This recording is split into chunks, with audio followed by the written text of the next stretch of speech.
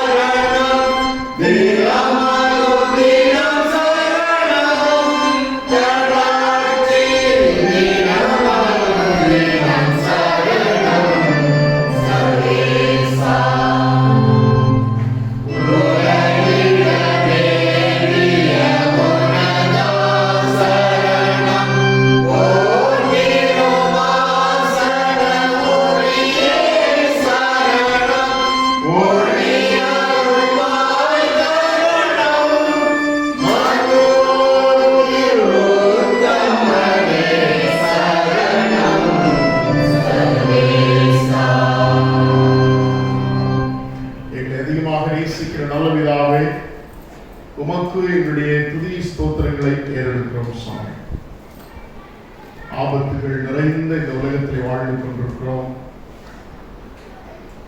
பொல்லாப்பு நிறைந்த உலகத்தில் வாழ்ந்து கொண்டிருக்கிறோம். பயங்கரங்கள் நிறைந்த உலகத்தில் வாழ்ந்து கொண்டிருக்கிறோம். இப்படிப்பட்ட உலகத்திலே நாங்கள் ஜீவனோடும் சுகத்தோடும் இருப்பது உம்முடைய சுத்த கிருபை என்பதை நினைத்து உமக்கு எங்களுடைய துதி ஸ்தோத்திரங்களை இருக்கிறோம். நல்லவர்கள் என்பதனாலே அல்ல, உம்முடைய மிகுந்த கிருபையினாலே அந்த வாக்கியத்தை பெற்றுக்கொண்டோம். அதற்காக நன்றி நிறைந்த இருதயத்தோடு உம்மை ஸ்தோத்திரித்து, ஆண்டவராகிய இயேசு கிறிஸ்துவானவர் இந்த உலகத்திலே இந்த நாட்களில் தன்னுடைய கடைசி காலங்களை சிஷ்யர்களோடு கூட செலவழித்து பெத்தானியாவுக்கும் எருசலேமுக்குமாக தன்னுடைய பிரயாணத்தை மேற்கொண்டு பண்டிகை காலங்களை சீஷர்களோடு கூட ஆசிரித்து அதே பண்டிகை காலத்தில் எங்களுக்காக பாடுவிட்டு ரத்தம் சிந்தி மறைத்து உயிர் தெழுந்த நாட்களை நாங்கள் நினைவு கூர்ந்து கொண்டிருக்கிறோம். அவைகளிலே குறிப்பாக இதே புலத்த நாளிலே பரிசுத்த பண்டிகை நாளிலே சிஷ்யர்களோடு கூட ஆண்டவர் பந்தி அமர்ந்திருந்த அந்த நாளையும், கெத்செமனேலே அடுத்த நாள் நீ படப்போகிற பாடுகளை குறித்து மனவியாகுலப்பட்ட அந்த பயங்கரமான நாளையும் நாங்கள் நினைவுக்கிற வண்ணமாக இந்த ஆராதனை கூடி வந்திருக்கிறோம். ஒருவேளை வழக்கமாக கொண்டாடும் அனுபவத்தோடு இந்த அருமையான ஆராதனை ஆசிரிக்க இயலாவிட்டாலும் ஆண்டவர் அவருடைய பிரசனத்திலே நாங்கள் அமர்ந்திருந்தோமை ஆராதிக்கும் பாக்கியத்தை பெற்றுக் கொண்டோமே, அதற்காக உண்மை துதித்து ஸ்தோத்திரித்து இந்த ஆராதனையை உங்களுடைய ஆளுகைக்கு ஒப்புக் கொடுக்கிறோம். நீர் பொறுப்பேற்றுக் கொள்ளும். என்னுடைய பாவங்கள் குற்றங்கள் குறைகள் எல்லாவற்றையும் நான் இயேசு கிறிஸ்துவின் நாமத்தில் ஜெபிக்கிறேன். நல்ல பிதாவே, யாவர்களும் இந்த தேவ நாமத்திற்காக பாமாலைகளிலே 111ஆம் பாமாலை பாடுவோம். பாமாலை 111ஆம் பாமாலை, 107 அல்ல 111 பாமாலை. உங்களுடைய கரங்களில் புத்தகங்களுக்கு இருந்தால் நீங்கள் பாமாலை புத்தகங்களை எடுத்துக்கொண்டு எல்லாருக்கும் பதிக்கணும். பாமாலை புத்தகம் 111. மாவாதைப்பட்ட இயேசுவை அன்பின் சொருபம் நீர் நிறைந்த உங்கள் அன்பிலே நான் மூழ்க அருள்வீர் என்று நான் பாவனையை பாடுகிறேன்.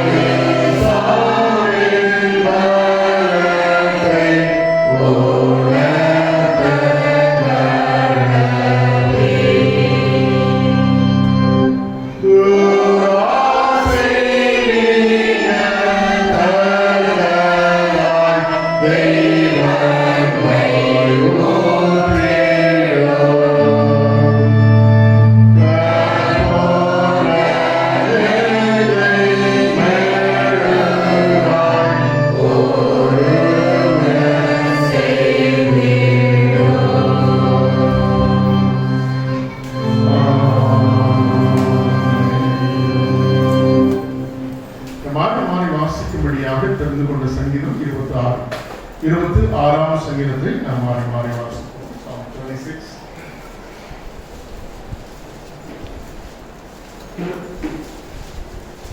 கர்த்தாவே, என்னை நியாய விசாரியும், நான் உத்தமத்திலே நடக்கிறேன். நான் கர்த்தரை நம்பியிருக்கிறேன், ஆகையால் நான் தள்ளாடுவதில்லை.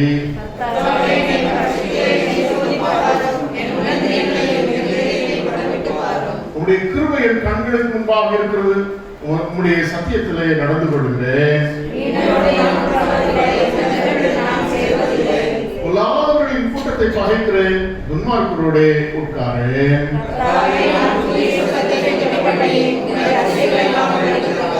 நான் குற்றமில்லாமலே என் கைகளை கழுவி உம்முடைய பீடத்தை சுற்றி வருகிறேன்.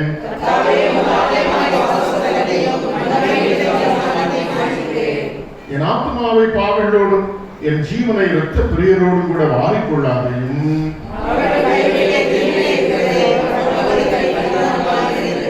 நானோ என் உத்தமத்திலே நடப்பேன், என்னை மீட்டுக் கொண்டு என் மேல் இரக்கமாயிரும்.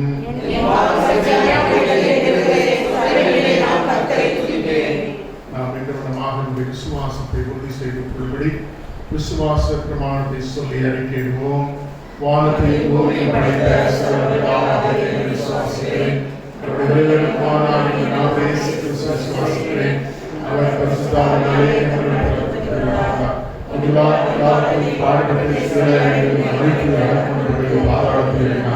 மூன்றாம் நாள் வைத்திருக்கிறார். பரமபேரை சர்வபிதாவாகிய வாசிக்கிறார். அவர்களுடைய மனிதன் ஞானம் தருவார். பரிசுத்த விசுவாசிக்கிறே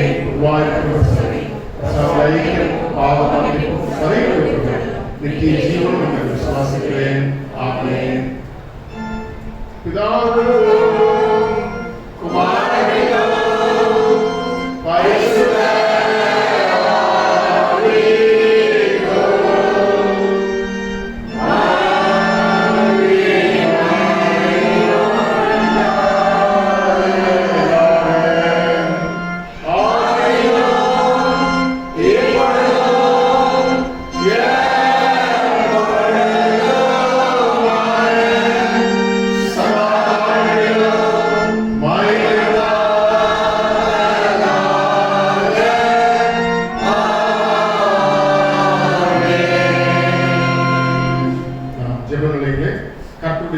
சேர்ந்து சொல்வோம். பரமனில் இருக்கிற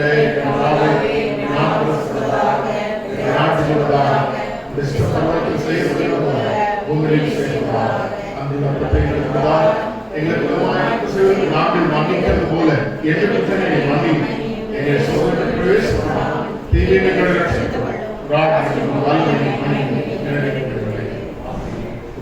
வேதமான வாசிக்க கேட்போம்.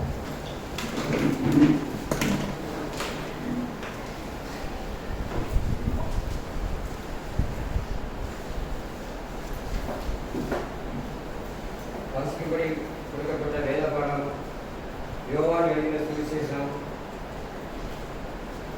13ஆம் அதிகாரம் வசனங்கள் 1 முதல் 17 வரை. யோவான் 13ஆம் அதிகாரம் வசனங்கள் 1 முதல் 17 வரை. பஸ்கா பண்டிகைக்கு முன்னே இயேசு இவ்வுலகத்தை விட்டு பிதாவினிடத்திற்கு போகும்படியான தம்முடைய வேலை வந்ததென்று அறிந்து தாம் இவ்வுலகத்தில் இருக்கிற தம்முடையவர்களிடத்தில் அன்பு வைத்தபடியே முடிவு பரிந்தமும் அவர்களிடத்தில் அன்பு வைத்தார்.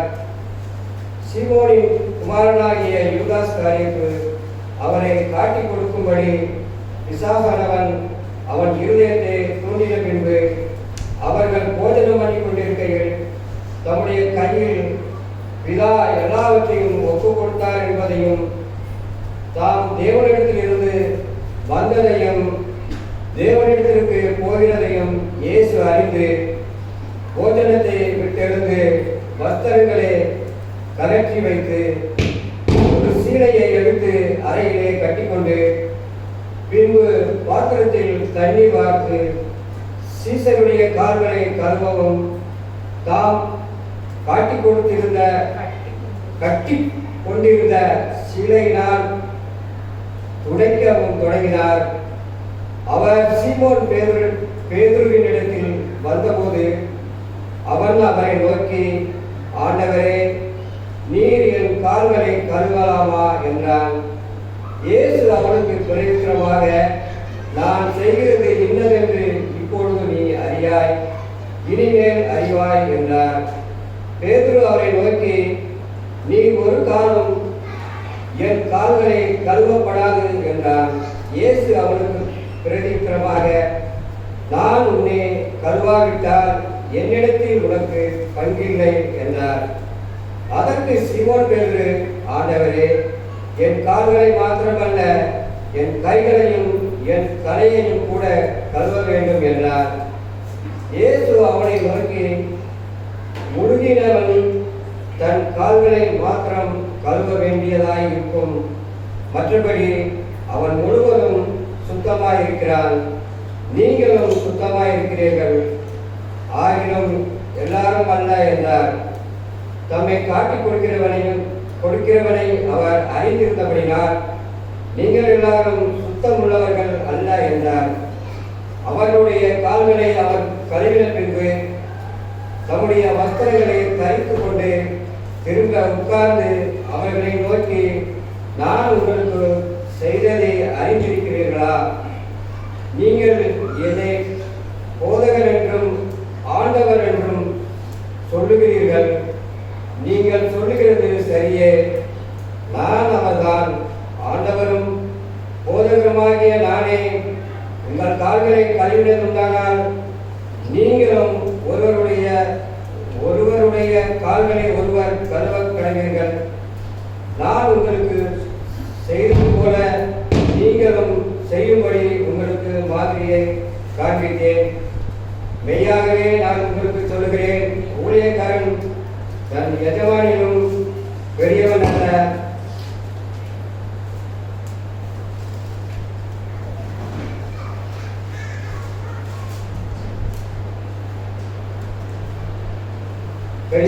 அனுப்பப்பட்டவன் தன்னை அனுப்பினவரிலும் பெரியவன் அல்ல. நீங்கள் இவைகளை அறிந்திருக்கிறபடினால் இவைகளை செய்வீர்களானால் பாக்கியவான்களாய் இருப்பீர்கள் என்பது வாசிக்க கொடுக்கப்பட்ட நிலமான.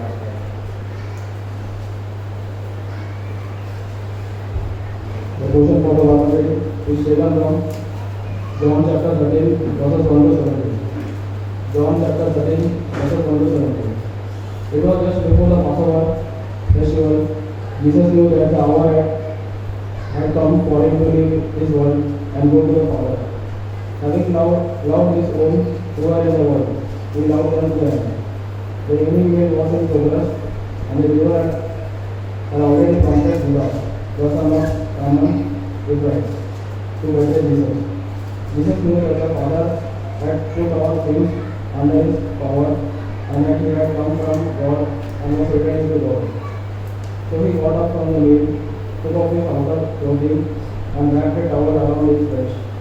After that, he poured water into the basin and began to wash his disciples' feet, drying them with the towel that was wrapped around him.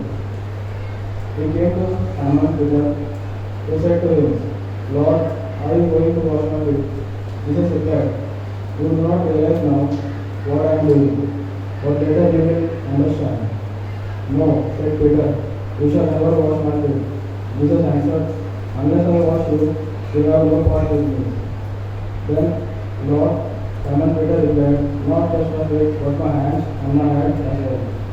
Jesus answered, those who have had a bath need only to wash their feet, their whole body is clean. And you are clean, so not every one of you. For he knew who was going to betray him, and that was why he said, not everyone was clean. When he had finished washing their feet, he put on his clothes and returned to his place. Do you understand what I have done for you? He asked him. You called me teacher and Lord, and rightly so, for that is what I am. Now that I, your Lord and teacher, have washed your feet, you also should wash one another's feet. I have set you an example that you should do as I have done for you. Very truly I tell you, no servant is greater than his master, nor is a messenger greater than one who sent him. Now that you know these things, you will be blessed if you do them.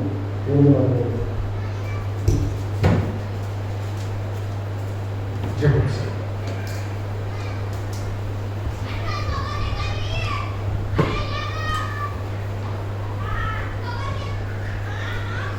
எங்களை அதிகமாக நேசிக்கிற நல்ல பிதாவே, மீண்டும் ஒரு பரிசுத்த பெரிய வியாழக்கிழமை ஆராதனையிலே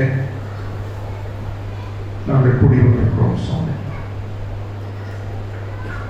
உங்களுடைய பிரசனத்திலே வந்திருப்பதே எங்களுக்கு பெரிய சந்தோஷம். நீர் எங்கள் மத்தியிலே பிரசன்னராயிருப்பது எங்களுக்கு ஒரு பெரிய ஆசீர்வாதம் சுவாமி. பயத்தோடும் பக்தியோடும் மாத்திரமல்ல, நீர் எங்களுடைய ஜெபங்களை கேட்கிறவராக இருக்கிறீர், ஜெபத்தை கேட்கிறவர் நீர் என்ற விசுவாசத்தோடும் கூட எங்களுடைய ஜெபங்களை எடுக்கிறோம் சுவாமி. ஆல்மோஸ்ட் கடந்த ஒரு வருஷ காலமாக இந்த நோய் தொற்றுவினாலே உலகம் முழுவதும் போராடி பாடுபட்டு கொண்டிருக்கிறது. கோடான கோடி ஜனங்கள் மரித்து போனார்கள். கோடான கோடி ஜனங்கள் இந்த நோய் தொற்றினாலே பாதிக்கப்பட்டிருக்கிறார்கள், குணமாயிருக்கிறார்கள், வேலை இழந்திருக்கிறார்கள், பலகீனப்பட்டிருக்கிறார்கள். மற்ற மருத்துவம் செய்ய முடியாதபடி மற்ற பலகீனங்களிலே காலம் சென்றவர்கள் உண்டு சுவாமி. ஒரு வருஷ காலங்களை நாங்கள் நினைத்து பார்க்கும் பொழுது எவ்வளவு பயங்கரமான காலங்கள் என்பதை நாங்கள் அறிந்திருக்கிறோம். இது போக அரசாங்க நெருக்கடிகள், விலைவாசி உயர்வுகள், வேலையில்லா திண்டாட்டங்கள், சிறு தொழில்கள் முடக்கம், வியாபாரம் இல்லாத சூழ்நிலை, வியாபாரத்திற்கு வெளியே செல்ல முடியாத ஒரு சூழ்நிலை என்று சொல்லி ஒவ்வொன்றாய் நாங்கள் சிந்திக்க போனால் சுவாமி, பட்ட பாடுகள் எவ்வளவு பயங்கரமானது என்பதை நாங்கள் அறிந்திருக்கிறோம் சுவாமி. மாலுடைய மீண்டும் அதே காலகட்டத்தில் நோய் தொற்று பரவுவது அதிகமாகிக் கொண்டிருக்கிறது. குறிப்பாக நாங்கள் வாழ்கிற இந்த மகாராஷ்டிரா பகுதியில் இந்த நோய் தொற்று அதிகமாய் பரவி வருகிறதை ஒவ்வொரு நாளும் காண்கிறோம். மரணங்களை நாங்கள் கண்ணார கண்டிருக்கிறோம் சுவாமி. நோய் தொற்றிலே பாதிக்கப்பட்டவர்களை கண்ணார கண்டிருக்கிறோம். நோய் தொற்றிலிருந்து விடுதலை பெற்ற அருமையான பிள்ளைகள் உண்டு. இப்படி ஆண்டவரே, இன்னைக்கு அந்த தினமும் மருத்துவமனைகளிலே நோய் தொற்று பாதிக்கப்பட்டு அட்மிட் ஆகி கொண்டிருக்கிற, சிகிச்சை எடுத்துக் கொண்டிருக்கிற ஜனங்களும் இருக்கிறார்கள். பரவுவதின் எண்ணிக்கை கூடிக்கொண்டிருக்கிறது. அவர்களை பல காரணங்கள் அதற்கெல்லாம் சொன்னாலும் எங்களை ஒவ்வொரு நிமிஷமும் கண்ணுக்கு தெரியாத இந்த நோய் கிருமியிலிருந்து எங்களை நீர் காத்து வருகிறீர். அதற்காக முதலாவது உமக்கு துதி ஸ்தோத்திரங்களை எடுக்கிறோம் சுவாமி. எவ்வளவு பாதுகாப்பு அம்சங்களை நாங்கள் எடுத்தாலும் இந்த நோய் தொற்று எப்படியாகிலும் ஆண்டவரை பரவிவிடுகிற ஒரு சூழலை பார்க்கிறோம். ஆண்டவரே, ஒவ்வொரு நாளும் எங்களுக்கு அறிமுகமானவர்கள் நோய் தொற்றினால் பாதிக்கப்படுகிறதை கேள்விப்படுகிறோம். ஆண்டவரே, ஆண்டவர் தாமே இந்த நோய் தொற்றிலிருந்து தொடர்ந்து நீர் எங்களை காக்கும்படியாகவும் இது பரவுவது தடுக்கப்படுவதற்கு அரசாங்கம் எடுக்கிற முயற்சிகளோடு கூட தெய்வீக வல்லமை இறங்கி இந்த நோய் தொற்று கட்டுப்படுத்தப்படத்தக்கதாக, பரவுவது கட்டுப்படுத்தப்படத்தக்கதாக தேவரீர் எங்கள் தேசத்தை கண்ணோக்கி பார்க்கும்படியாக நாங்கள் செபிக்கிறோம் சுவாமி. பிள்ளைகளுக்கென்று நாங்கள் வெளியே செல்ல வேண்டிய கட்டாயத்தில் வாழ்ந்து கொண்டிருக்கிறோம். ஆகவே என்னடால் அரசாங்கத்திலிருந்து எந்த விதமான உதவித்தொகையோ அல்லது வேறு எந்த எய்ட்ஸோ இல்லாத ஒரு சூழ்நிலை பல தேசங்களில் அரசாங்கங்கள் நன்றாக செய்து கொண்டிருக்கிறது. ஆனால் எங்களுடைய தேசத்தில் இப்படிப்பட்ட ஒரு சூழலை நிலவுகிறதுனால இந்த தேச ஜனங்கள் ஒவ்வொரு நாளும் பிள்ளைகளுக்கென்று வெளியே செல்ல வேண்டி இருக்கிறது சுவாமி. அதனாலே பாதிக்கப்படுகிற நிலைமைகள் உண்டு. ஆண்டவர் தாமே இந்த தேசத்தை கண்ணோக்கி பார்த்து சீக்கிரத்தில் இதிலிருந்து ஒரு பெரிய விடுதலையை ஆண்டவரை கட்டளையிடும்படியாக நாங்கள் ஜெபிக்கிறோம். அதிலும் மகாராஷ்டிராவிலே ஒவ்வொரு நாளும் அதனுடைய எண்ணிக்கை அதிகமாக ஆகிக் கொண்டிருக்கிறது. இந்திய தேச அளவிலே பார்க்கும் பொழுது, மாநில அளவிலே பார்க்கும் பொழுது மகாராஷ்டிராவிலும் பட்டணங்களை பார்க்கும் பொழுது முதலாவது புனே, இரண்டாவது மும்பை, மூன்றாவது நாக்பூர், நான்காவது தானே என்று சொல்லி எண்ணிக்கை வரிசையிலே அதிகமாகிக் கொண்டிருக்கிற நிலைமைகளை பார்க்கிறோம் சுவாமி. இந்த பட்டணங்களை வாழ்கிற எங்களுக்கு உம்முடைய பாதுகாப்பு மாத்திரம் போதும் என்று சொல்லி கருத்தில் ஒப்புக் கொடுக்கிறோம். குறிப்பாக இதில் பாதிக்கப்பட்டிருக்கிற ஜனங்களுக்கு ஆண்டவர் சீக்கிரத்தில் விடுதலை தார். நோய் எதிர்ப்பு சக்தியை அதிகமாய் தந்து அவர்கள் பரிபூர்ணமான சுகமடைந்து விடுதிருப்ப தேவரின் உதவி செய்யும்படியாக செபிக்கிறோம். மருத்துவமனைக்கு சென்று சிகிச்சைக்கு பின்பாக வரக்கூடிய பலகீனங்களும் இதில் பாதிக்கப்பட்ட மக்களை காக்கும்படியாக நாங்கள் செபிக்கிறோம். சாமி, எங்களுடைய திருச்சபையின் ஒவ்வொரு அங்கத்தினர்களையும் நாங்கள் நினைவு கூறுகிறோம். ஒவ்வொரு அங்கத்தினர்களையும் கர்த்தர் ஆசீர்வதியும், ஒவ்வொரு குடும்பங்களையும் கர்த்தர் ஆசீர்வதியும். அற்புதமாய் இந்த பேண்டமிக் நேரங்களில் எங்களை ஒவ்வொருவரும் அற்புதமாய் கோஷித்து காப்பாற்றி அதிசயமாய் வழிநடத்தினீர். அதற்காக உங்களை துதிக்கிறோம், ஸ்தோத்திரிக்கிறோம். சாமி, தொடர்ந்து உங்களை நடத்துதலுக்கு பிள்ளைகள் யாவரையும் அர்ப்பணிக்கிறோம். கர்த்தர் பொறுப்பேற்றுக் கொள்ளும். குறிப்பாக வேலைக்கு செல்கிற அருமையான பிள்ளைகள், வியாபாரத்திற்கு செல்லக்கூடிய பிள்ளைகள் உண்டு, இன்னும் தொழில் துறைகளுக்கு செல்லக்கூடிய பிள்ளைகள் உண்டு, மற்ற தொழில்களிலே பணியாற்றக்கூடிய பிள்ளைகள் உண்டு. சுவாமி, ஆசிரியர் பணியை செய்யக்கூடிய பிள்ளைகள் உண்டு. இப்படி ஒவ்வொரு பிள்ளைகளினுடைய ஆளுகைக்கு அர்ப்பணிக்கும். சுவாமி, அவர்கள் ஆண்டவரை சம்பாதித்திருக்கின்ற வேலை செய்ய வேண்டியிருக்கிறது. போக்கில வரத்தில் பப்ளிக் டிரான்ஸ்போர்ட்டேஷனில் ட்ராவல் பண்ணும் பொழுது, பப்ளிக்கில் மூவ் பண்ணும் பொழுது, ஆஃபீஸஸில் அமர்ந்து ஒர்க் பண்ணும் பொழுது, மற்ற வியாபார ரீதியாக மற்றவர்களோடு கூட தொடர்பில் இருக்கும் பொழுது, சுவாமி, இந்த நோய் தொற்று ஒன்றும் அழகாதவனும் தம்முடைய பிள்ளைகளை நீர் அற்புதமாய் காக்கும்படியாக நாங்கள் செபிக்கிறோம். சுவாமி, எங்கள் குடும்பத்தை நீர் ஆசீர்வதி. ஒவ்வொரு திருச்சபையின் விசுவாச குடும்பங்களை ஆண்டுடைய கிருபையுள்ள கரத்திலே தாழ்த்தி கொடுக்கிறோம். ஒவ்வொருவரையும் கண்ணின் மணியை போல நீர் பாதுகாத்துக் கொள்ளும்படியாக நாங்கள் செபிக்கிறோம். சுவாமி, பலதரப்பட்ட மற்ற விலகினங்களிலே, ஆண்டவரே, சோர்வுகளிலே, மன கிளேசங்களில் இருக்கக்கூடிய அருமையான பிள்ளைகள் உண்டு.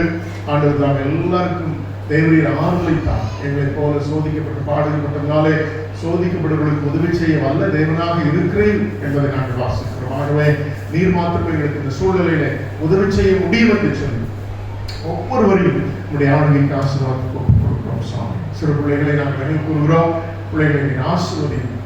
எக்ஸாம்ஸினுடைய டைம் டேபிள்ஸ் வந்துவிட்டது. குறிப்பாக போர்டு எக்ஸாமுக்கு அருமையான பிள்ளைகளை ஆயத்தப்படுத்தி ஆஃப்லைனில் எழுத வேண்டும் என்று சொல்லி அரசாங்கம் திட்டவட்டமாக சொல்லி இருக்கிறது நாங்கள் பார்க்கிறோம். ஆண்டு எல்லாமே பிள்ளைகள் எக்ஸாம் எழுத செல்லும் பொழுது அவர்களுக்கு இந்த நோய் தொற்று ஏற்படாதபடி கடவுள் பாதுகாத்துக் கொள்ளும்.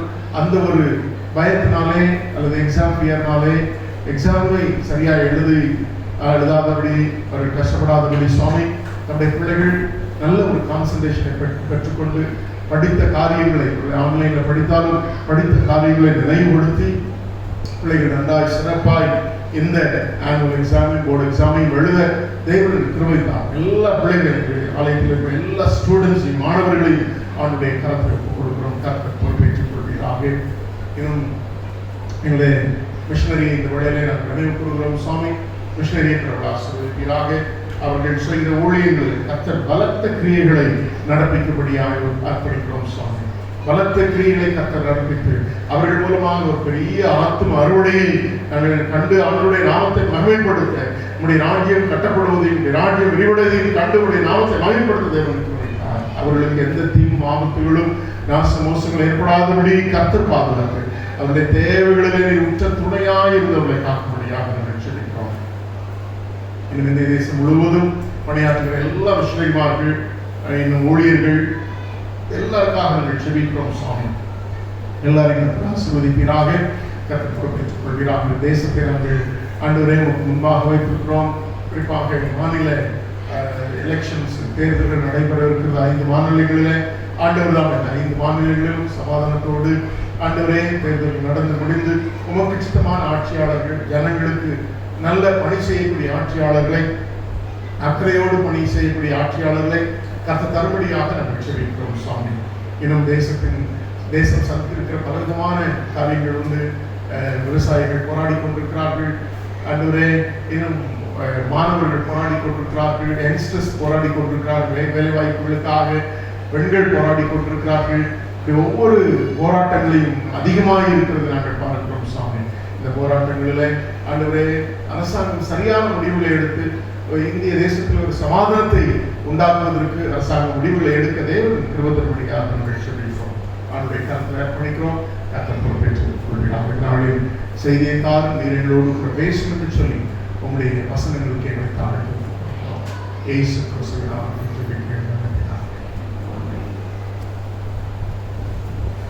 இயேசு கிறிஸ்து நாமத்தினாலே உங்கள் அனைவருக்கும் என்னுடைய அன்பான வாழ்க்கையை ஆசீர்வாதத்தை கூறிக்கொள்கிறேன். அதற்கு முன்பாக நாளை ஆராதனை காலையில் 9 மணிக்கு உண்டு. காலையில் வாட்ஸ்அப்பில் எல்லாம் பார்த்துருப்பீங்க. காலையில் 9 மணிலேருந்து 11 மணி வரை தான் பிரசங்கமார்களுக்கு 10 நிமிஷம் தான் கொடுத்துருக்கேன் பிரசங்கத்துக்கு. ஸோ அதனால் 10 நிமிஷத்துக்கு நான் பிரசங்கத்தை முடிக்க சொல்லியிருக்கிறேன் அப்படிங்கிற அளவுக்கு. ஸோ அதனால் 2 மணி நேரத்தில் நம்ம ஆராதனை முடிச்சுட்டு வெளியே போகணும்னா கொஞ்சம் பாதுகாப்பாக இருப்பதற்கும் அரசாங்கம் கொடுக்கிற கட்டுப்பாடுகளுக்கு உட்பட்டும் நாம் செயல்படுவதற்கு முயற்சிக்க வேண்டும். ஆகவே 9 மணி சரியாக 9 மணி ஆலய ஆராதனை உண்டு. அவர்கள் யாரும் கலந்து கொள்ளுங்கள். மும்மணி தியானம் என்று சொல்லலாம் நாம் வழக்கமாக கொண்டாடுவது வழக்கம். இது மும்மணி தியானம் அல்ல, 2 மணி நேரம் தியானம் தான். சரியா? பாடும் மரணங்களை தியானிப்பதுதான் முக்கியம். எவ்வளவு நேரம் என்பதல்ல, அவருடைய பிரசனத்தில் உட்கார்ந்து அவருடைய பாடுமரணங்களை தியானிப்பது மிக முக்கியமான ஒரு காரியம். அடுத்ததாக 2வது நம்முடைய சாமர்த்தியங்கள் வந்து இந்த உபவாச நாட்களில் காணிக்கை சேகரித்திருப்பீர்கள். உங்களுடைய உண்டியல்களை நாளை நீங்கள் கொண்டு வருமாறு கேட்டுக்கொள்கிறேன். இது போக ஈஸ்டர் ஆராதனை நீங்கள் யாரும் அறிந்தபடி கடந்த வாரத்தில் நான் 7 மணிக்கு என்று சொன்னேன். 7 மணிக்கு சொன்னேன், 6 மணிக்கு சொன்னேன், ஏதோ ஒன்று மாற்றி சொல்லிட்டேன். நமக்கு ஊரடங்கு இரவு 8 மணிலிருந்து காலை 7 மணி வரை இரவு ஊரடங்கு அறிவிக்கப்பட்டிருக்கிறது. ஸோ அதனால நம்ம 7 மணிக்கு ஆராதனை வச்சா கூட நீங்கள் வீட்டில் இருந்து 6 மணிக்கு 6:30 கிளம்ப வேண்டியிருக்கும். அப்படிங்கும்போது வர வழியில் ஏதாவது போலீஸ் எதுவும் ப்ராப்ளம் பண்ணுறாங்க. ஸோ அதனால் 7 மணி வரை ஊரடங்கு இருக்கிறதுனால நீங்கள் ரெடியாகி 7 மணிக்கு வீட்டை விட்டு வெளியாக தான் போகணும். 1 ஹவர் போதும் ஆராதனைக்கு வந்து சேர்றதுக்கு. 8 மணிக்கு நம்ம ஆராதனை வச்சுக்கலாம். ஸோ அதனால் ஈஸ்டர் ஆராதனை 8 மணிக்கு காலையில் வந்து ஆகியவர்கள் இப்படிப்பட்ட சூழ்நிலைகளை நீங்கள் அட்ஜஸ்ட் பண்ணி கொள்வாங்க கேட்டுக்கொள்கிறேன். ஒருவேளை அதே போல நீங்கள் வெளியிலே போகும்பொழுது வரும்பொழுது ஜாக்கிரதையாக இருக்கும்படியாகவும் நான் கேட்டுக்கொள்கிறேன். ரவி டேவிட் என்று சொல்லி கன்னட திருச்சபை போதவர்களாக மும்பையில் பல வருஷங்கள் பணியாற்றினார்கள். டிஎஸ்ஆக ஒரு டவுன் சர்வீஸ் பண்ணியிருக்கிறார்கள். அவர்களுக்கு இந்த COVID-19 பாதிக்கப்பட்டிருக்கிறார்கள். கொரோனா வைரஸ்னாலே மருத்துவமனையில் சிகிச்சை எடுத்துக் கொண்டிருக்கிறார்கள். பூனாவிலே ஒரு கன்னட திருச்சபை போதவர்களாக இருந்து கொண்டிருக்கிறார்கள். அவர்களுக்காகவும் நீங்கள் ஜெபித்துக் கொள்ளுமாறு அன்புடன் கேட்டுக்கொள்கிறேன். நம்முடைய வழக்கமான படி இந்த அருமையான ஆராதனையை கொண்டாட முடியாத ஒரு சூழ்நிலை நான் இன்றையிலிருந்து, அதாவது பெரிய வியாழக்கிழமையிலிருந்து திருவிருந்தை ஆரம்பிக்கலாம் அப்படின்னு சொல்லி மனசுல ரொம்ப ஆசையா யோசித்து வச்சிருந்தேன். பட் மறுபடியும் இந்த நோய் தொற்று அதிகமாக பரவி வருகிறத பார்க்கும் பொழுது நேற்று கைலாஷ் 2 கேஸ் வந்துருக்கு அப்படின்னு சொல்லிட்டு, ஸோ அதுக்கு எனக்கு தெரியாத அவ்வளோதான், எனக்கு தெரியாமல் எவ்வளோ தெரியல. ஸோ அதனால் மறுபடியும் யோசித்தேன், சரி அகெயின் நம்ம கொஞ்ச நாள் இவ்வளோ நாள் நம்ம பொறுத்தோம், ஆல்மோஸ்ட் 1 இயர் மேலே நம்ம பொறுத்தோம், இன்னும் கொஞ்ச நாள் பொறுத்துக் கொள்வோம். அதற்கு பின்பாக நம்ம திருவிருந்த காரியங்களை என்ன செய்யலாம். கொஞ்சம் கவனமாக இருக்கிறது நல்லது. அரசாங்கம் கொடுக்குற அந்த நார்ம்ஸ், அந்த என்ன சொல்ற தமிழில் கண்டிஷன்ஸ், அதெல்லாம் அவருடைய கைட்லைன்ஸ் படி என்ன செய்யணும்னா நடக்க முயற்சி பண்ணணும் மேக்சிமம். அவ்வளோ நமக்கும் பாதுகாப்பு, அரசாங்கத்துக்கும் நம்ம கீழ்ப்படிவாக இருக்கும், மற்றவங்களுக்கு எந்த தீங்கும் ஏற்படாது. அதனால நீங்கள் கவனத்தை வைத்துக் கொள்ளுமாறு நான் கேட்டுக்கொள்கிறேன். சரி, இந்த நல்ல நாளில் நாம் யாரும் அறிந்தபடி ஆண்டவராகிய இயேசு கிறிஸ்துவானவர் சீஷர்களோடு கூட பஸ்கா பண்டிகையை ஆசரித்து உங்களுக்கு எனக்கு திருச்சபைக்கு ஒரு புதிய உடன்படிக்கை, தன்னுடைய சொந்த இரத்தத்தினாலே ஒரு புதிய உடன்படிக்கை அடுத்த நாள் ரத்தம் சிந்த போகிறார். அதுக்கு முந்தின நாள் பஸ்கா பண்டிகை. அந்த பண்டிகை நாளில் பண்டிகையினுடைய elements which were there in the feast of Pascha, அந்த பண்டிகை நாளில் இருந்த அந்த ஆகார பொருட்களை ஒரு பாவனையான அடையாளமாக அந்த அப்பத்தை, புளிப்பில்லாத அப்பத்தை தன்னுடைய மாம்சத்திற்கும் அதில் இருந்த திராட்சரசத்தை, புது திராட்சரசத்தை தன்னுடைய இரத்தத்திற்கும் ஒப்பிட்டு திருச்சபையோடு கூட ஒரு புதிய உடன்படிக்கையை பாவனையாக நமக்கு என்ன செய்திருக்கிறார், ஊர்ஜிதப்படுத்தின ஒரு அருமையான ஒரு நாள். அப்கோர்ஸ் அது அந்த ப்ரிப்பரேஷன்லாம் உங்களுக்கு நல்லா தெரியும். அழகா சீஷர்களை கூப்பிட்டு பொதுவாக வரலாற்றின் அடிப்படையில் சொல்லும்போது அது மார்க்கினுடைய மேல் வீடு என்று சொல்லப்படுகிறது. மார்க்கினுடைய மேல் வீட்டுக்கு தான் பந்தியம் வந்ததாக வரலாறு சொல்லுகிறது. சரி, அப்போ அந்த மேல் வீட்டு அறையிலே போய் என்ன செய்கிறார்கள், பெரிய பஸ்கா விருந்து. நம்ம கொஞ்ச நேரத்தில் வாசம் முடிச்சிடறோம். ஆனால் நமக்கு அது ஒரு பெரிய கிரேட் ஃபீஸ்ட், அது ஒரு பெரிய பண்டிகையாக இஸ்ரேல் தேசத்தில் என்ன செய்து ஆசரிக்கப்பட்டு வந்தது. ஸோ அந்த பண்டிகையை சீஷர்கள் ஆயத்தப்படுத்தி இயேசு இதுக்கு முந்தைய அந்த பஸ்கா பண்டிகையை ஆண்டவர் சீஷர்களோடு கூட அமர்ந்து புசிப்பதாக என்ன செய்யல சொல்லலை. ஏன்னா அதனுடைய ஊழியத்தின் விதமாக நிறைய என்ன காரணங்கள் சொல்லி அந்த வரலாறு கொடுக்கப்படவில்லை என்று சொல்லி நமக்கு தெரியுது. அடுத்தது அவர் எப்படி பண்டிகை ஆசரித்தார் என்று சொல்லி என்ன செய்யல நமக்கு கொடுக்கப்படல. பண்டிகை நாளில் இங்க 12 வயசுல ஆலயத்துக்கு வந்ததாக என்ன செய்கிறது சொல்லப்பட்டிருக்கு. பல காரியங்களுக்கு அதெல்லாம் நம்ம போக வேண்டாம். ஆனா பஸ்கா பண்டிகை நாளில் அந்த நாட்களில் குறிப்பாக 7 நாள் 14 நாட்கள் கொண்டாடப்படும். அந்த பண்டிகை ஒவ்வொரு நாள் ஒவ்வொரு விதமாக கொண்டாடப்படும். அப்போ கடைசி நாளில் அந்த பஸ்கா பலியானது பலியிடப்பட்டு என்ன செய்ய எல்லாருக்கும் புளிப்பில்லாத அப்பத்தோடு கூட பகிர்ந்தளிப்பது வழக்கமாக அவருடைய காலகாலமாக இருந்தது. நம்ம எல்லாருக்கும் தெரியும். எகிப்திலிருந்து புறப்பட்ட நாள் முதல் கொண்டு அதை பெரிய அளவில் அவர்கள் ஆசரித்து வந்தார்கள்.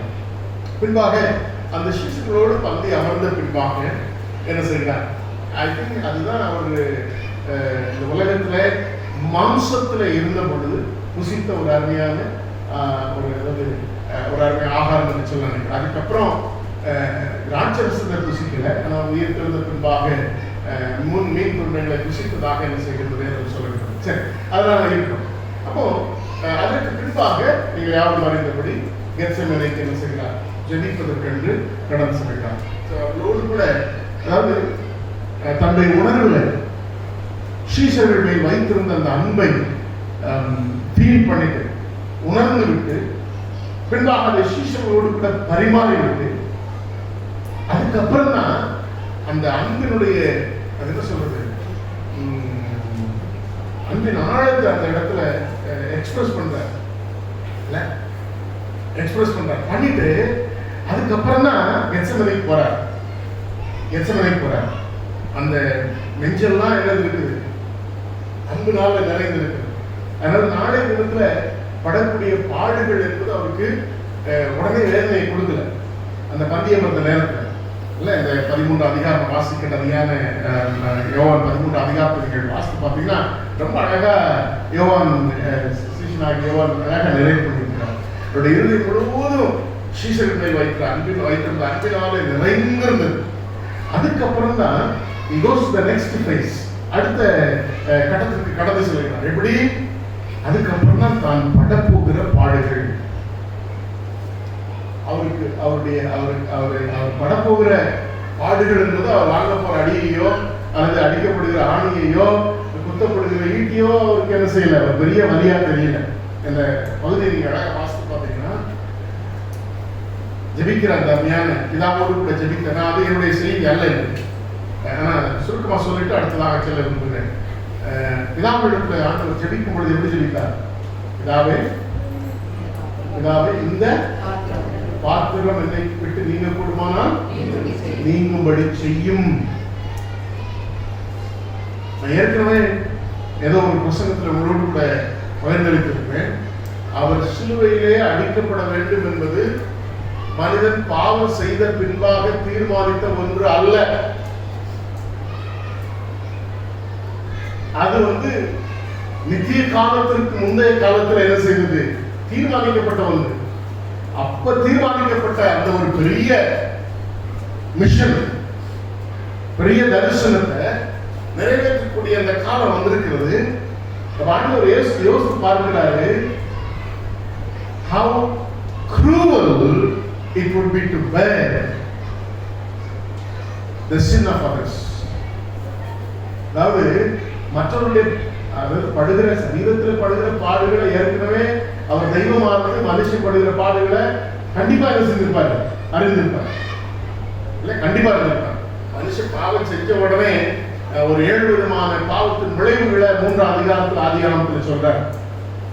அதை சொல்லும் பொழுதே நிச்சயமா மனுஷ மாம்சத்திலும் சரீரத்திலும் ஆவியிலும் எப்படிப்பட்ட பாடுகளை படுவான் என்பது அவருக்கு நன்றாக தெரியும். ஆனா அவர் மனிதனாக தன்னை தாழ்த்தி வெறுமையாக்கி தன்னை ஒரு லிமிட்டட் பீயிங்காக, ஒரு குறிப்பிட்ட அளவுள்ள ஒரு தன்மை உள்ள மனிதனாக இந்த உலகத்தில் கொண்டு வந்த பின்பு, அவர் சிறுமைப்படுத்தப்பட்ட பின்பு மற்றவர்களுடைய பாவங்களை, அந்த பாவத்தை செய்யாத தான் சுமப்பது எவ்வளவு கொடூரமான காரியம் என்பதை என்ன செய்கிறார், உணர்கிறார். அந்த கொடூரத்தை உணர்ந்தவுடன் தான் இயேசு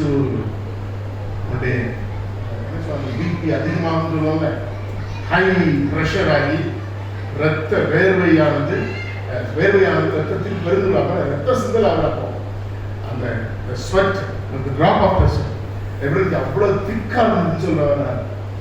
ரத்தத்தின் வேர்வை, அந்த வேர்வையானது ரத்தத்தில் பெருந்துளைகளாக இது செய்து விழுந்தது இல்ல.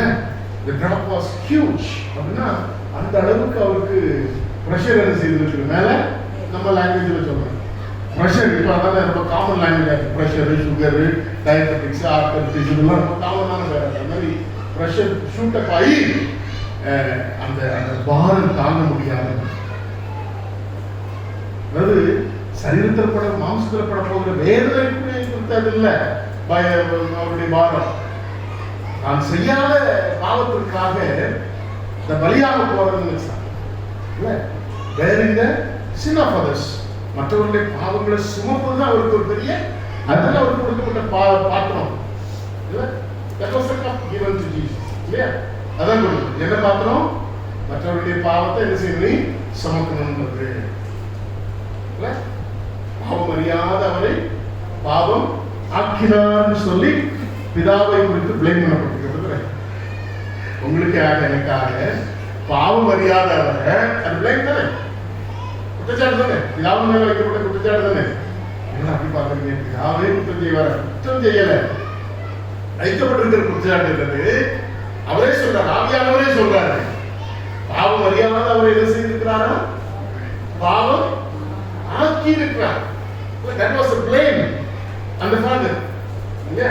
அப்ப பாவம் அறியாத அவரை பாவம் ஆக்கி இருக்கிறார். அந்த அந்த அந்த ஒரு பாத்திரத்தை எப்படியாவது வேற வழி இருக்கா சொல்லுங்க பிதாவேன்னு சொல்லி ஆண்டவர்கிட்ட கேட்கிறார். இல்ல father could have look for some other ways to save the human being.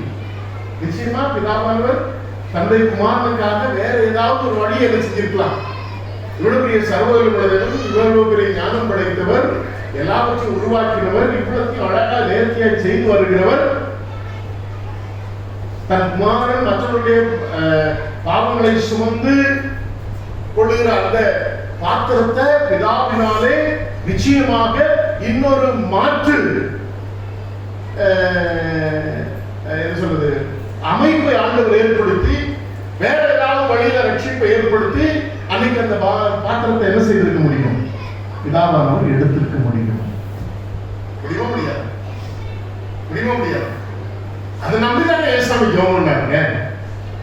பிதாவானவரால அப்படி ஒரு மாற்று வழியை கண்டுபிடிக்க முடியும்னு சொல்லி நம்பிதானே ஜெபம் பண்ணாரு. எல்லாரும் கேட்டு பாரு, கேட்டுக்க மாட்டாரு, அந்த ஜெபத்தை செஞ்சிருக்க மாட்டாரு இல்லையா? யோசித்து பாருங்க, என்னோட கூட யோசித்து பாருங்க. இந்த பாத்திரத்தை விட்டு நீங்க கூடுமானால் நீங்க படிச்சு இல்லை என்றால் ஏற்படி எனக்கு ஆக கிடந்தது. என்ன நடந்திருக்கும்? ஆண்டவர் வேற வழியை பிதாவானவர் செய்திருந்தா என்ன நடந்திருக்கும் அப்படின்னா, அதை நான் கொஞ்சம் உட்கார்ந்து யோசித்து பார்த்தேன். பயங்கரமான ஒரு விஷயம், அதை சொல்லி முடியாது, வார்த்தைகளால் சொல்ல முடியாது. அதெல்லாம் ஆண்டவர் அழகா ஜெபம். ஃபர்ஸ்ட் ஜெபம், இந்த பாத்திரம் என்னை விட்டு நீங்க இருக்கணும். இரண்டாவது ஜெபம், ஆனாலும் உங்களுடைய சித்தத்தின்படி ஆக கிடவது. வேற வழி வேண்டாம் சாமி, நீங்க என்ன ஆதியில சித்தம் வச்சிருந்தீங்களோ அதே நடக்கணும்னு சொல்லி முடிக்கிறாரு சுவாமி. வியாழக்கிழமை நடந்த ஒரு அருமையான, சரியா? இதை சொல்லணும்னு நினைச்சேன் ஒரு அறிமுகமா, ஆனா அது என்னுடைய செய்தி. என்னோட செய்தி, ஆண்டவர் சீஷர்களோடு கூட பந்தி அமர்ந்திருந்த பொழுது நடந்த ஒரு அருமையான சம்பவம். சீஷருடைய காலை கழுவிட்டு ஒரு முன்மாதிரியை வச்சிருக்குன்னு சொல்றாங்க. அதை செஞ்சதுக்கு காரணம் அப்படிங்கிற ஒரு 3 காரணத்தை மாத்திரம் சொல்லிட்டு நான் முடிக்கிறேன். ரொம்ப சுருக்கமா முடிச்சிடும். 10 minutesல நான் முடிக்க பார்க்கிறேன். சரியா? 10 நிமிஷம் முடிக்கிறோம். 3 தான் இந்த 13ஆம் அதிகாரத்தை என்னோடு கூட அந்த நரேஷன்ல நான் சொல்லலை. ஆண்டவர் எழுந்திருச்சாரு, பந்தி அமர்ந்த உடனே அதெல்லாம் நான் சொல்ல எல்லாம் தெரிஞ்சு அதெல்லாம் சொல்வதற்கு சமயம். முதல்ல எல்லாரையும் கழுவிட்டு வரும்பொழுது நம்ம ஆள்கிட்ட வர நம்ம போல ஒரு ஆள் யாரு? பெரிய பரிசுத்தவானவர் இல்ல, பரிசுத்தவானா நினைக்கிற பெரிய பரிசுத்தவான ஒருத்தர் யாரு? அதனால அதாவது நம்ம எப்படி பரிசுத்தவான காமிச்சுக்கிறோம்னா, நம்ம ரொம்ப தாழ்த்துவது போல காமிச்சுக்கிறது. அப்படி காமிச்சவர் தான் பேரு. அன்றுவரே நீங்க என் கால கழுவலாமா அப்படிங்கிற ஒரு அப்கோர்ஸ் அவர் நிச்சயமா அதை உணர்ந்து இருக்கிறார். தன்னுடைய தகுதி உணர்ந்து இருக்கிறாரு. தன்னுடைய மாஸ்டர் யாருன்னு தெரியும். அதனால கழுவலாமா. ஆனா அதுல இருக்கக்கூடிய ஆழமான சத்தியத்தை அந்த நேரத்தில் என்ன செய்ய முடியல, உணர்ச்சி வயப்பட்டதுனால புரிஞ்சிக்க முடியல, அறிய முடியல. இல்ல நம்ம அருமையாக செய்தியை கேட்டு வருகிறோம். இதுவரை கேட்டு வந்திருக்கிறோம். 1ஆம் வேதமாகியுமே நீர் அழைத்தவராகிய இயேசு கிறிஸ்து அறிவதே நித்திய ஜீவன். இல்ல ரொம்ப உணர்ச்சி வசப்பட்டோம்னு வச்சுக்கோங்களேன். உணர்ச்சி வசப்பட்டோம்னு தெரியுதா இல்லையா? உணர்ச்சி வசப்பட்டோம்னு வச்சுக்கோங்களேன், என்ன நடக்கும்னா நமக்கு என்ன செய்யணும்னே தெரியாது. ரொம்ப உணர்ச்சி வசப்பட்டாலும் நம்ம என்ன செய்யணும்னு we lose our mind, we lose our concentration, we lose our ability of understanding. புரிஞ்சுக்கொள்ற ஒரு தன்மை நமக்கு என்ன செய்யாது, இருக்காது. சரியா? அப்படிதான் இவங்க உணர்ச்சி வசப்படுறாரு. யாரு? பேதுரு உணர்ச்சி வசப்பட்டு, சுவாமி நீங்க என் என் காலை கழுவக்கூடாது, நீங்க எவ்வளவு பெரிய ஆளு, நீங்க என்ன செய்யக்கூடாது, என் காலை கழுவக்கூடாது சொன்னார். அந்த உடனே அவருக்கு அதுல இருந்த சத்தியத்தை, அவர் என்ன செய்கிறாரோ அதுல இருந்த சத்தியத்தை, அவர் செய்த செயல்களுக்குள்ளாக இருந்த சத்தியத்தை அவருக்கு போதிக்க வேண்டும் என்பதற்காக சொல்கிறார். நீ இப்ப என்ன அனுமதிக்கிறா, என்னிடத்துல ஒரு உனக்கு என்னது இல்லை, இவன் யாருன்னு ஆண்டவருக்கு நல்லா தெரியும். இவனுக்கு எந்த விதமா இவனை மடக்கணும்னு ஆண்டவருக்கு நல்லா தெரியும். இல்ல ஆனா யாவுதேன்னு வரும். பேதுருவை ரொம்ப நேசிச்சார். அதனாலதான் உயிர்த்தெழுதலுக்கு பின்பாக கூட பேதுருவை பார்த்து கேட்ட பெரிய கேள்வி என்னது, இவர்கள் எல்லாரும் என்னிடத்தில் அன்பா இருக்கிறாயா? இல்ல சப்போ பேதுருவை ரொம்ப நேசிச்சார். அப்கோர்ஸ் இந்த சீஷர்கள் எல்லாருமே ரொம்ப நேசிச்சாரு.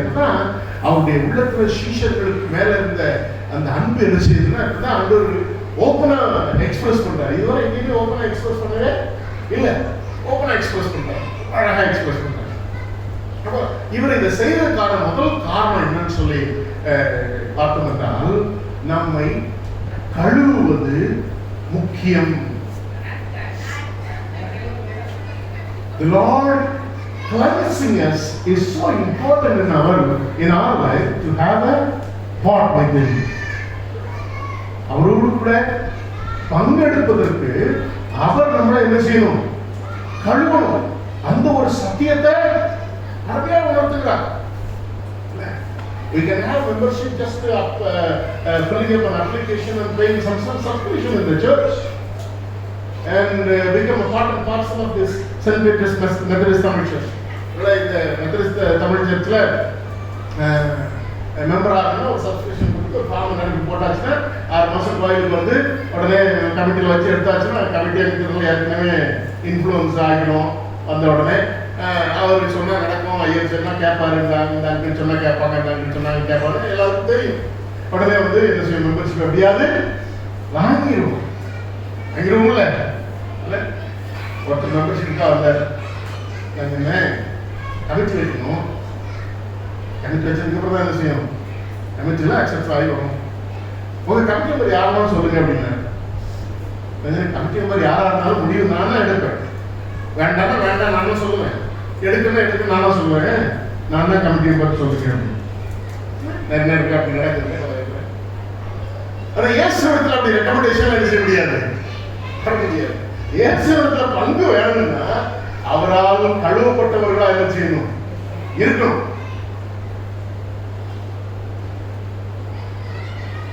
ஆண்டவரிடத்துல உங்களுக்கு எனக்கும் இந்த உலகத்துல இன்னும் நமக்கு பெரிய பங்கை நியமிச்சிருக்கிறார் ஆண்டவர். To take part in every aspect and every movement in the future, even to the eternal life. We need to have part. We need to have to take part in every moment in the future, in eternity. அதில் பங்கு எடுக்கணும், அவரோடு கூட பங்கு வேணும்னா இங்க நான் என்ன செய்யணும்? கழுவப்படணும். இந்த உண்மை யாருக்கு தெரியல? அவர் சொன்னார், பின்னால் வசனங்கள் வாசி பார்த்தீங்க, இப்போ எனக்கு தெரியாது, என்னால இப்பொழுது நீ அறியாய், இனி அறிவாய் அப்படின்னு சொல்றாரு அந்த சத்தியத்தை. ஏன்னா திருச்சபைக்கு அந்த சத்தியத்தை ஆழமா போதிச்சது யாருன்னா பேதுரையா. ரொம்ப ஆழமா போதிச்சார். என்னால் அவருடைய எபிசோட்லாம் பார்க்கும் பொழுது, அவருடைய பிரசங்களை பார்க்கும் பொழுது ரொம்ப பவர்ஃபுல்லா அதை பத்தி என்ன செய்யறாரு, பேசுறாரு. ஆண்டவரோடு கூட யார்கிட்ட இவங்க பேசிட்டு இருக்காருன்னா, அடுத்த நாள் இன்னைக்கு நைட்டும் காலையிலும் மறுதளிக்க போகிற இவன்கிட்ட பேசிட்டு இருக்கிறார். அவருக்கு தெரியுமா தெரியாது? கடைசி வசனங்களை வாசித்து பாருங்க சொல்றாரு, வைராக்கியமா சொல்றாரு, உங்க இதெல்லாம் நேரிடக்கூடாது, யார் போனாலும் போன, நான் உங்களுக்காக என்ன செய்வேன், ஜீவனை கொடுக்க சொல்றாரு. சேவல் போறதுக்கு முன்னால் என்ன செய்வேன், 2 தடவை கொடுக்கணும், 3 தடவை மறுத்துவேன், மறுதளிச்சுவேன், அவ்வளவு ஃபாஸ்டா இருப்பேன் இந்த மறுதளிக்கிறது அப்படின்னு சொல்லிட்டு ஆண்டவர் சொல்றாரு. 2 தடவை சேவல் கூறுக்குள்ள நீ எத்தனை தடவை மறுதளிப்ப அப்படின்னு அர்த்தம். சேவல் கூறுறதோட நீ ரொம்ப ஃபாஸ்டா என்ன மறுதளிக்க போறன்னு அர்த்தம். அதான் ஆண்டவர் சொல்றாரு.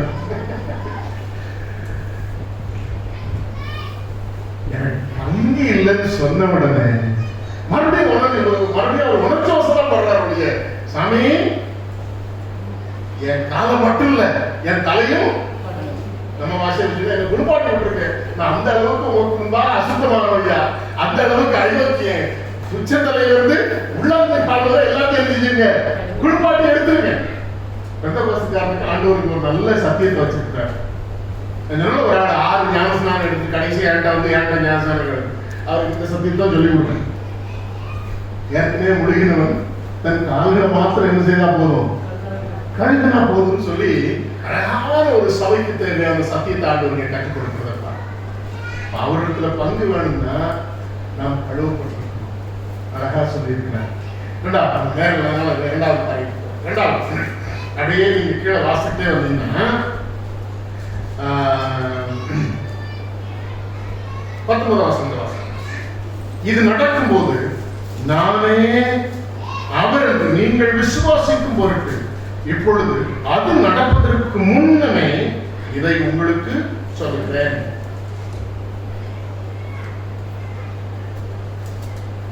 நீங்க இயேசுடைய வாழ்க்கை வரலாற்று நான் சொல்லிடுறேன். பெரிய ஒரு வாஸ்து சப்ஜெக்ட். இயேசுடைய வரலாற்றை நீங்க ஆழமா படிச்சு வச்சுக்கேன். Study the life of Christ. அவர் செஞ்ச ஒவ்வொன்றுக்கும் தீர்க்க தரிசனம். நிறைய தீர்க்க தரிசனங்கள் வந்து நம்ம கையில கிடைக்காம போச்சு. இது நான் சொல்லல, தியாலஜின்னு சொல்லக்கூடிய, அதாவது தியாலஜி என்றால் இறையியல் அறிஞர்கள் சொல்லக்கூடிய ஒரு விஷயம், கிறிஸ்தவ இறையியல் அறிஞர்கள் சொல்லக்கூடிய ஒரு விஷயம். ஒவ்வொன்றும் தீர்மானிக்கப்பட்ட ஒன்று, தீர்க்க தரிசனமாய் சொல்லப்பட்ட ஒன்று. நமக்கு தெரிஞ்ச ஒரு சத்தியம், நமக்குன்னு ஒரு வாழ்வை, நமக்குன்னு ஒரு தனித்தன்மை ஆண்டவர் கொடுத்து, இந்த உலகத்துல நம்ம இந்த காலத்துல பிறக்கணும், இந்த குடும்பத்துல பிறக்கணும், இந்த இடத்துல வாழணும் அப்படிங்கிறத ஒவ்வொன்றையும் திட்டமிட்டு நம்ம வாழ்க்கையை வடிவமைச்சிருக்கிற ஆண்டவர் தான் சொந்த குமாரன் அந்த உலகத்துக்கு நடக்கும் பொழுது என்ன அழகா திட்டமிட்டு வடிவமைச்சு கொடுத்துருப்பாரு. யோசிச்சு பாருங்க. அவரால் படைக்கப்பட்டிருக்கிற நம்முடைய வாழ்க்கையை ஆண்டவர் அழகா திட்டமிட்டிருப்பாருன்னா, அவர் திட்டமிட்டபடி நம்ம வாழாம போகும்போது நமக்கு வாழ்க்கையில பிரச்சனை வரும். நிறைய நேரங்கள்ல வாழ்க்கையில பிரச்சனை வர்றதுக்கு காரணம் தான் அவர் நமக்கு என்ன திட்டமிட்டு இருக்கிறாரோ, என்ன அளவுகோல் வச்சிருக்கிறாரோ, அந்த அளவுகோலுக்குள்ளாக அவர் திட்டத்திற்குள்ளாக நம்ம ஒப்பு கொடுத்து அவருடைய திட்டத்திற்குள்ளாக நம்ம வாழ உட்படும் பொழுது நம்ம சமாதானமும் இருக்கும், பிரச்சனை இல்லாம இருக்கும். பிரச்சனைகள் வந்தாலும் கர்த்தர் பார்த்துக் கொள்வார்கள். ஆபிரகாமுடைய விசுவாசம் நமக்கு என்ன செய்யும், இருக்கும். ஆனா அதை மிஞ்சி நாம் ஆசைப்படும் பொழுது, அவருடைய திட்டத்திற்கு அப்பாற்பட்டு யோசிக்கும் பொழுது நமக்கு என்ன வருது, எல்லா பிரச்சனைகளும் போராட்டங்களும் வருகிறது நம்ம பார்க்கணும். சரியா? அப்போ நமக்கு ஆண்டவர் நம்முடைய வாழ்க்கையை வரையறுத்து திட்டமிட்டு வச்சிருப்பார் அப்படின்னா, படைக்கப்பட்ட நமக்கு தன் சொந்த குமாரனை நம்ம கூட வாழும் பொழுது நம்ம கூட தான் பாவம் எப்பொழுதும் செய்யக்கூடிய சூழ்நிலைகள் உள்ள இந்த உலகத்திலே தன்னுடைய குமாரன் வாழ அனுப்பும் பொழுது என்ன அழகா திட்டமிட்டுப்பாரு. யோசிச்சு பாருங்களேன்.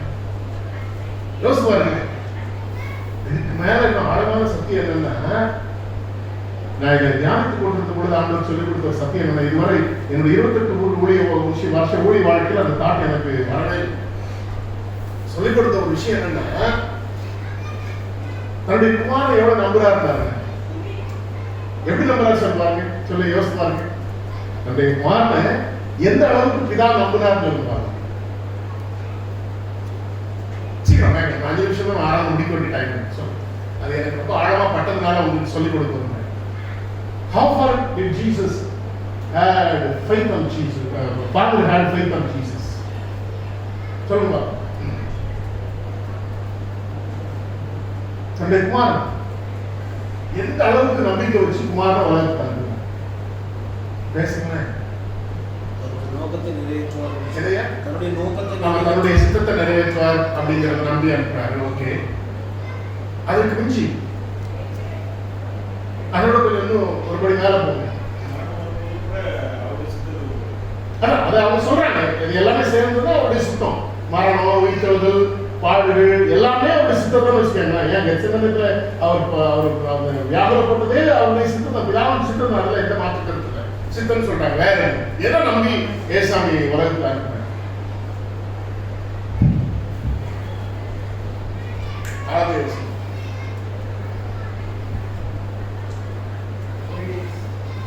With what faith did the Father send His Son into this world?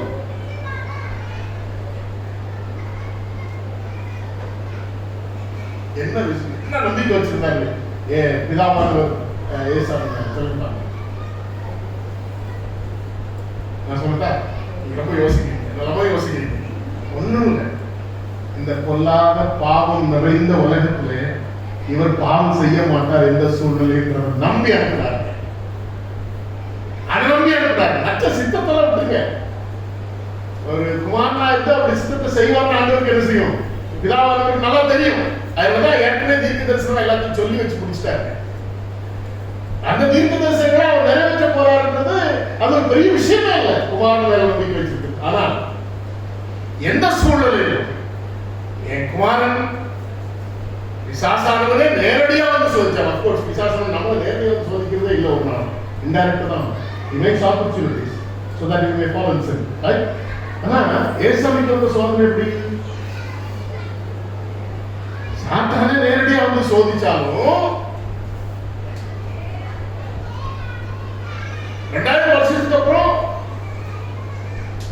என்ன வரிசை கோடுமா? டாவின்சி கோடா?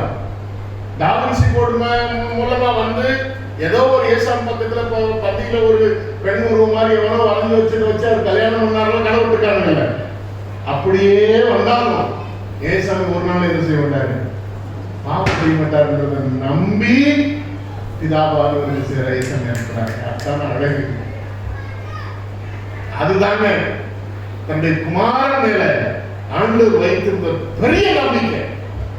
ஒருவேளை அந்த நம்பிக்கை மாத்திரம் இல்லை அப்படின்னா பாவம் அறியாதவரை பாவம் ஆக்கியிருக்க முடியுமா?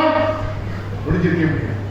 உங்களுக்காக எனக்காக ஜீவ பலியாக பாவ நிவாரண பலியாக அவரை ஒப்பு கொடுத்துக்க முடியுமா? முடிஞ்சிருக்க முடியாது. அதான பெரிய நம்பிக்கை. அதான பெரிய நம்பிக்கை. பாவம் செய்ய மாட்டார். ஏசாமி கொஞ்சம் நினைச்சு பாருங்க. அது இந்த தாட் என் கையில கிடைச்ச உடனே என் கையெல்லாம் அப்படி புல்லரிச்சு கொஞ்ச நேரம் வேணுச்சு. என்ன பெரிய நம்பிக்கை தன்னுடைய பிள்ளை மேல இல்ல. ஆச்சரியமா இருக்கு. ஒவ்வொன்றும் நடக்கும் பொழுது என்ன விசுவாசிக்க போறேன். நம்முடைய விசுவாசம் தீர்க்க தரிசனத்தின் மேல் சொல்லப்பட்டவைகள் எல்லாம் இயேசுவின் மூலமாக நமக்குள்ளாக நிறைவேறும் பொழுது மாத்திரம்தான் நாம் அவரை விசுவாசிக்க முடியும். அதனால நீங்களும் நான் உட்கார்ந்துருக்கிறோம். நீங்களும் நான் ஆண்டவர் அன்னைக்கு விஷயத்தை செஞ்சது காரணம் தெரியுமா? நீங்களும் நான் கடவுப்படணும். நீங்களும் நான் அவரை விசுவாசிக்கணும். நம்ம ரொம்ப முக்கியமானது. யாரை விசுவாசிக்கணும்? அவரை விசுவாசிக்கணும். என்ன விசுவாசிக்கணும்? அவர் எனக்காக பாவங்கள், என்னுடைய பாவங்களுக்காக வெளியிடப்பட்டிருக்கார், என்னுடைய பாவங்களை அவர் நிச்சயமா மன்னிப்பார் என்ற நிச்சயத்தோடு உள்ள விசுவாசம் உங்களுக்கு எனக்கு வேணும். இதுக்காக அந்த பெரிய செயல்பாட்டு ஆண்டு செய்யணும். இதுக்காக நாளைக்கு சிலுவையில ஏற அவர் ஆயத்தமாக்கி பார்க்கிறார். இதுக்காக நீங்க ஏற வேண்டிய சிலுவையில அவர் ஏறதுக்கு ஆயத்தமாக்கி பார்க்கிறார். எதுக்கு? நீங்களும் நானும் விசுவாசம். ஒரே ஒரு காரியத்தை மாத்திரம் நான் சொன்ன டைமோட கொஞ்சம் கூடிடுச்சு. ஒரே ஒரு காரியத்தை கடைசி வசனத்தை வாசம் வச்சுக்கணும். 34 வருஷம். நீங்கள் ஒருவர் அன்பாயிருங்கள், நான் உங்களில் அன்பாயிருந்தது போல நீங்களும் ஒருவர் அன்பாயிருங்கள் என்கிற புதிய கட்டளை உங்களுக்கு கொடுக்கிறேன். நீங்கள் ஒருவர் அன்பாய் இருக்கிறவர்களாயிருந்தால் அதனால் நீங்கள் என்னுடைய சீஷர்கள் என்று எல்லாரும் என்ன செய்வார்கள்? அறிந்து கொள்வார்கள். The greatest testimony we can put before this world that we are the disciple of Christ is just loving one another, nothing else. Just loving one another. உலகத்துல ஒரு பெரிய ஆண்டவருக்காக பெரிய பெரிய சாட்சியெல்லாம் வார்த்தைகளாம் ஒருத்தர் நேசித்தாலே போதும், அதுதான் எனக்கு ஒரு பெரிய சாட்சி. நீங்க எல்லாம் என் சீஷர்கள் சொல்லி கொடுத்தாங்க. இதுக்கு மிஞ்சின சத்தியம் உலகத்துல ஒண்ணுமே இல்லை. சரியா? சரியா? இந்த அதிகாரத்தை ஆரம்பிக்கும் பொழுது எவ்வளவு அழகா ஆரம்பிக்கிறாரு. முதல் வசனம், பஸ்கா பண்டிகைக்கு இயேசு இவ்வுலகத்திற்கு பிதாவுக்கு போக முடியாத தம்முடைய வேலை வந்து அறிந்து தாம் இவ்வுலகத்தில் இருக்கிற தம்முடையவரிடத்தில் அன்பு வைத்தபடியே முடிவு பரியந்தம் அவரிடத்தில் அன்பு வைத்தார். அன்பு வைத்தார்.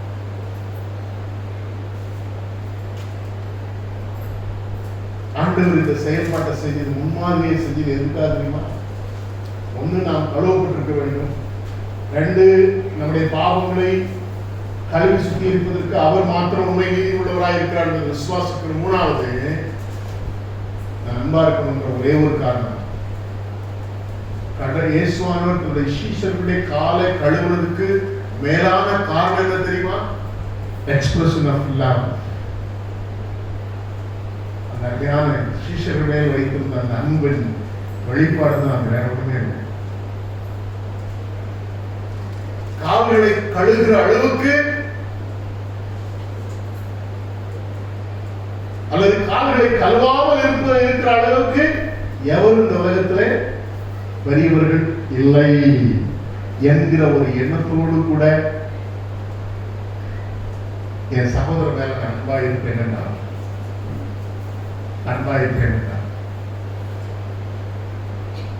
அவருக்கு உங்களுக்கு எனக்கு பங்கு அவருடைய சிறுகாலத்தில்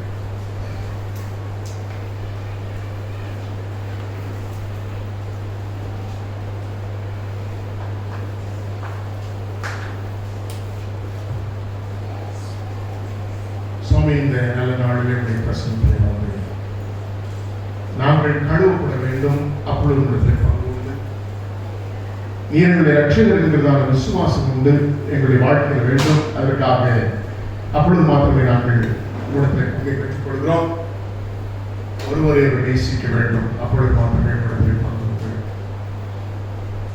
அந்த மேலான பங்கை நாங்கள் இழந்து விடாதபடி கழுவப்படுவதற்கு ஒப்புக் கொடுக்கவும், விசுவாசிக்க அர்ப்பணிக்கவும், அன்பு செலுத்த ஆண்டவரே அன்பை வெளிப்படுத்துகிற ஒரு பெரிய அன்புள்ளவர்களாக காணப்படவும் எங்களை அர்ப்பணிக்கிறோம். அப்பொழுது மாத்திரமே உங்களுக்கு பங்கு உண்டு என்பதை உணர்ந்தவர்களாய் உங்களுடைய பாட நன்மைகளை தியானிக்க வீரர்கள் போச்சு, விசுவாசத்தில் வளர முயற்சி, பரிசுத்தில் வளர முயற்சி.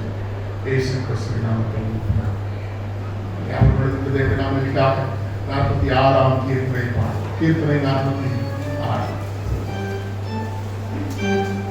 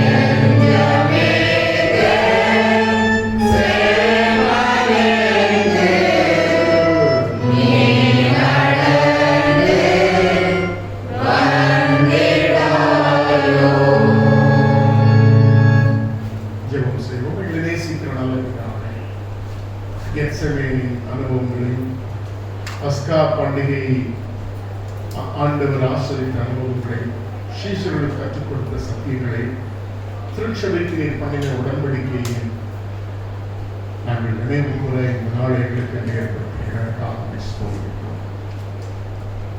கழுவுபட விசுவாசிக்க அன்பாயிருக்க இந்த ஆழமான கிறிஸ்தவ சத்தியங்களை என்னைக்கும் மறந்து விடாதபடி அதனாலே மாத்திரம் உமோடு கூட எங்களுக்கு பங்கு உண்டு என்பதை உணர்ந்து என்றைக்கும் இவர்களிலே இந்த அனுபவங்களில் நாங்கள் நினைத்து கேட்க அர்ப்பணிக்கிறோம். அர்ப்பணிக்க வேண்டிய ஆசிரியர் இந்த பிள்ளைகள் கொடுக்கிற காணிக்கைகளை நீர் அங்கீகரித்து ஆசீர்வதிக்கிறார். மேலான நன்மைகளிலே நம்முடைய பிள்ளைகள் மகிழ்ச்சியாயிருக்கு.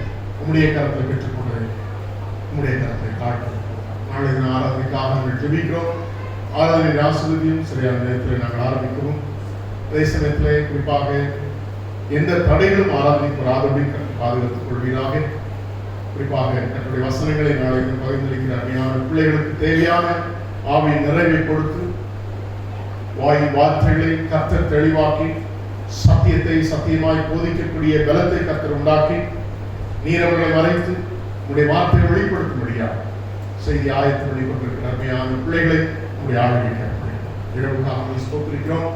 இரவு பயங்கரங்களை கொலைக்கு பாதுகாத்துக் கொள்ளும். புதிய காலையில் புதிய கிருபைகளோடு எழுந்திருந்து உங்களுடைய நாமத்தை மகிமைப்படுத்த நீரை கொடுத்து தேவ சமாதானத்தோடு எங்களை ஆசீர்வதித்தார். இயேசு கிறிஸ்துவின் நாமத்தில் ஜெபிக்கிறேன் நல்ல பிதாவே. நம்முடைய கர்த்தராகிய இயேசு கிறிஸ்துவின் கிருபையும் பிதாவாகிய தேவனுடைய அன்பும் பரிசுத்த ஆவியானவருடைய ஐக்கியமும் காவலும் சந்தோஷமும் சமாதானமும் என்னென்றைக்கும் நாம் அனைவரோடு வந்து வழிநடத்துவதாக. ஆமென்.